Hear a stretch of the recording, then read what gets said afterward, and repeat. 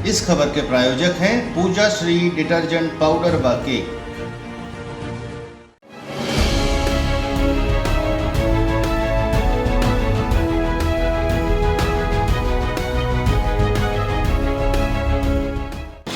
नमस्कार, मैं हूं सुनील तिवारी और आप देख रहे हैं विशाल खबर। बिरसिंहपुर के गवीनाथ धाम में भूत भगवान बाबा गवीनाथ के दर्शन के लिए और जल चढ़ाने के लिए लगभग 2 महीने से अधिक तक लोगों का तांता लगने वाला है। यहाँ लगातार भीड़ रहेगी, लाखों की संख्या में श्रद्धालु दर्शन करने आएंगे बाबा के। हर दिन भीड़ रहेगी।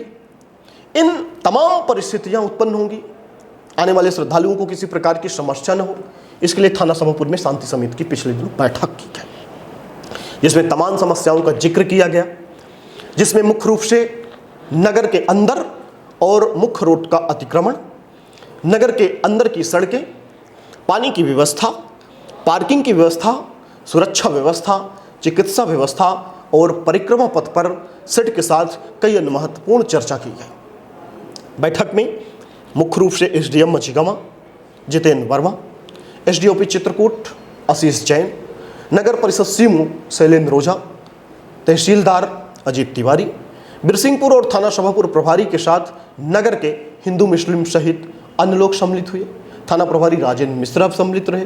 जी बिल्कुल, आज की जो शांति समिति की बैठक है वो थाना परिसर में जो है एसडीएम साहब की अध्यक्षता में, मेरी उपस्थिति में, साथ ही सीएमओ साहब और टीआई साहब की उपस्थिति में, तहसीलदार साहब की उपस्थिति में और साथ ही साथ जो है सभापुर के सभी गणमान्य नागरिकों की उपस्थिति में जो है संपन्न हुई है। 4 जुलाई से जो है मधुमास के साथ कुल 66 दिन का ये सावन का महीना रहेगा। सावन के महीने के मद्देनज़र जो है गैवीनाथ की जो व्यवस्थाएं हैं जो है क्योंकि गैवीनाथ में करीब 66 दिन लगातार मेला रहेगा, तो उसकी व्यवस्थाओं के मद्देनज़र सभी जो आवश्यक व्यक्ति हैं उन्हें जो मेले की व्यवस्थाएं रहेंगी, जैसे पार्किंग व्यवस्था है, श्रद्धालुओं के लिए जल की व्यवस्था है, श्रद्धालुओं के लिए पार्किंग की व्यवस्था है, श्रद्धालुओं के लिए के रुकने की व्यवस्था है, या श्रद्धालुओं के आवागमन की अन्य व्यवस्थाएं सुचारू रूप से संपादित हो सकें, इसके लिए जो है सभी अधिकारियों की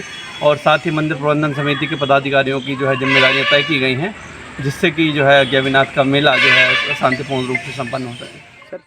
हालांकि इन लोगों के साथ इस बैठक में कुछ आपराधिक तत्व भी सामाजिक चोला पहनकर बैठे हुए देखे गए, जो प्रशासनिक अधिकारियों के सामने हिंसक होते हुए भी देखे गए, लोगों को अपमानित करते हुए भी देखे गए, मारपीट पर उतारू होते हुए भी देखे गए और उन्हें अपने कार्यों से रोकते हुए भी देखे गए। देखा जाए इन अपराधियों का तो पहले से ही नगर में एक बड़ा आतंक है और ये भोले भाले और ईमानदार लोगों को अक्सर अपने आतंक के साए में रखे हैं।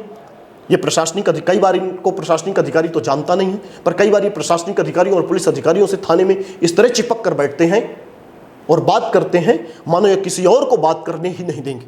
इनके हौसलों से शायद ऐसा लगता है कि यह कहना चाहते हैं कि समाज के संभ्रांत लोगों को कि हम नगर के सबसे बड़े अपराधी परिवार के हैं, हम नगर के सबसे बड़े अपराधी हैं, हम नगर के सबसे बड़े दुष्चरित्र वाले लोग हैं, हमारे सबसे अधिक मुकदमे हैं, हमारे परिवार और हमारे ऊपर ही सबसे ज़्यादा धाराएं लगी हुई हैं, इसलिए हमारे घर के लोगों का थाना में सबसे पहले दुष्चरित्र लोगों में नाम है, इसलिए थाना में जलवा तो हमारा ही रहेगा। थाना को यह अपराधी ऐसे हैक कर रखते हैं जैसे मानो ये कोई बहुत बड़े ज्ञानी और सामाजिक ठेकेदार हो। कई बार तो प्रशासनिक अधिकारियों भी ऐसे लोगों की बात सुनते हुए देखे जाते हैं। थाना के हाल अगर देखें तो यह कहना बिल्कुल सही होगा कि अगर थाना प्रभारी वहां राजेंद्र मिश्रा न हो तो यह अपराधी पूरे थाना में कब्जा कर ले, क्योंकि ऐसे अपराधी हैं कि इनको कोई चाहे जितनी लात मारे, चाहे जितनी बातें कहे, इनको कोई फर्क नहीं पड़ता। इनका चाहे कोई अपमान करे चाहे सम्मान करे, इनका बराबर है। इनको कोई बैठने को भी ना पूछे तब भी जबरदस्ती अधिकारियों के साथ बैठ जाएंगे।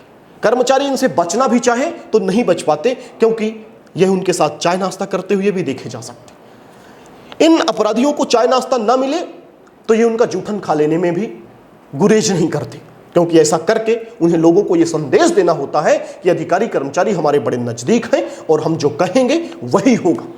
कई बार तो ये अधिकारियों के साथ की फोटो दिखाकर भी उनके अधीनस्थ कर्मचारियों को डराते हुए, धमकाते हुए और उनके धौंस दिखाते हुए मिल जाएंगे। ये अधिकारी कर्मचारियों की फोटो भी अपने एल्बम में लगा करके लोगों को जलवा दिखाते हैं। वहीं लोगों को अपमानित करने में भी, उनकी बेइज्जती करने में भी ये नहीं चूकते। कुल मिलाकर अधिकारी कर्मचारियों को भी अब इनसे दूरी बना लेना चाहिए, क्योंकि ऐसे दुष्चरित्र लोगों को साथ में बैठाने से समाज में उनकी छवि धूमिल होती है और लोगों को शक संदेह भी होता है। चाहे अधिकारी कर्मचारी भले ही इन अपराधियों की मदद ना करें। वहीं अगर आप काम की बात करें उस दिन की जिस लिए बैठक हुई थी, तो आपको बता दें कि लगभग 3 दिन इस बैठक को हो गए, पर आज तक किसी बिंदु पर कोई कार्यवाही नहीं हुई। परिक्रमा पथ बिना सेट के पड़ा हुआ है। जहां गंजेड़ी अपनी फैक्ट्री चला रहे हैं, वो धुआं फूंकते हुए भी मिल जाते हैं। सड़कों से मलबा नहीं हटाया गया और न ही मुख्य रोड और मंदिर के मुख्य गेट के सामने रखी अवैध गोमटियां ही हटाई गई। उन गोमतियां, जबकि सबसे ज्यादा समस्या यही लोगों को होती है और जाम भी लगभग यहीं लगता है। पिछले दिनों तो यहां श्रद्धालुओं की, एकाध श्रद्धालुओं की मौतें भी हुई हैं, क्योंकि वहां जाम जमकर लगता है। गोमतियां रखी हुई हैं, मुख्य द्वार से स्टेट हाईवे 52 से प्रवेश होना पड़ता है। नगर परिषद इन अतिक्रमणकारियों को 2019 से लगभग नोटिस भी दे रहा है, पर आज तक उसे नगर परिषद क्यों नहीं हटवा पाया, ये तो नगर परिषद जाने। अब देखना होगा कि श्रावण और अधिमास महीने के इस मेले में नगर परिषद में लगातार चहलक दमी मची होगी, पर नगर परिषद इनको हटवा पाता है या फिर ऐसे ही यह अतिक्रमणकारी बने रहते हैं। हालांकि दूसरी ओर नगर के ही कुछ लोगों को यह भी कहते देखा गया है कि मुख्य मार्ग के अतिक्रमण का न हटना कुछ हिंसक और अपराधी लोगों का अतिक्रमण होना है, जो प्रशासनिक अधिकारियों से लगातार चिपके रहते हैं और उनसे रहम की भीख मांगते रहते हैं, क्योंकि ये अतिक्रमणकारी, ये हिंसक व्यक्ति, ये अपराधी उन्हीं अतिक्रमण से अपना पेट पालते हैं, अपना जीवन यापन करते हैं और उन्हीं से जम करके पैसा कमाते हैं। कई बार वो पैसा नंबर 1 का, तो कई बार वो पैसा नंबर 2 का भी होता है, जिससे वह अपराध करने में भी नहीं चूकते। कुल मिलाकर के अब इन अपराधियों पर अब प्रशासनिक डंडा जरूर चलना चाहिए, क्योंकि कई बार ये श्रद्धालुओं को भी परेशान करते देखे जा सकते हैं। कई बार ये महिलाओं पर भी छीटाकसी करते हैं, महिलाएं भी शिकार होती हैं और उनकी लज्जा भी भंग होती है। हालांकि इन पर कई अपराध भी ऐसे पंजीबद्ध हैं, कई आपराधिक मामले भी हैं जो चल रहे हैं और जो कई बार न्यायालय में अभी विचाराधीन भी हैं।